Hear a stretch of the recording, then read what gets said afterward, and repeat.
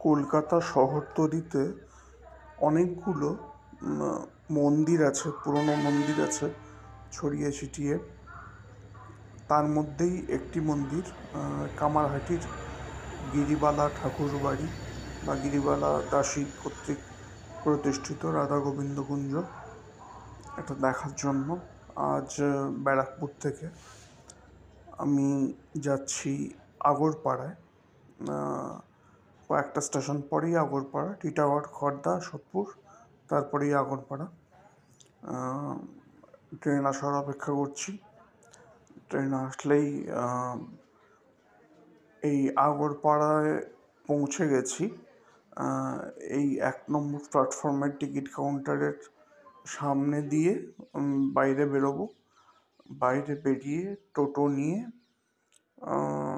14 টাকা ভাড়া নিয়েছে স্টেশনের বাইরে থেকে একেবারে বিটি রোড ক্রস করে গিরিবালা ঠাকুরবাড়ি অবধি যেতে।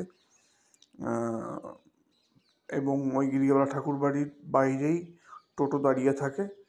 কাজেই যাতায়াতে মানে কোনো চিন্তা নেই আর কি। আপনি টোটো বা অটো যথেষ্ট পাবেন, অনেকগুলো টোটো বা অটো দাঁড়িয়ে থাকে। আর এই হচ্ছে গিরিবালা ঠাকুরবাড়ির মূল যে চত্বরটা, মন্দির চত্বর, সেখানে আমি উঠে গেছি। উঠে গিয়ে মন্দিরের কারুকার্য খুঁটিয়ে খুঁটিয়ে দেখছি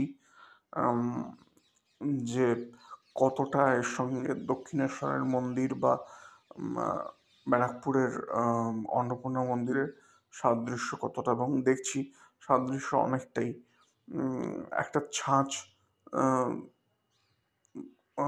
ওই ব্যারাকপুরের অন্নপূর্ণা মন্দিরে যেমন, দক্ষিণেশ্বরের মন্দিরে যেমন, ঠিক তেমনি এখানে এই কামারহাটি রাধা গোবিন্দ কুঞ্জেও অনুসরণ করা হয়েছে। সেই একই ধরনের মন্দির, একই রকম নির্মাণ শৈলী, এবং ওই মন্দিরকে ঘিরে মোট 6টা আটচালার শিব মন্দির রয়েছে। এবং এখানে নিত্যদিন পুজো হয়, গঙ্গা আরতি হয়, সব থেকে বড় কথা যেটা খুব আকর্ষণীয় এখানকার এই মন্দিরের। অনেকে দেখতে আসেন।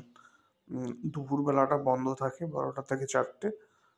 সেই সময়টুকু বাদ দিয়ে এখানে আসবেন, দিব্যি লাগবে, কথা দিলাম।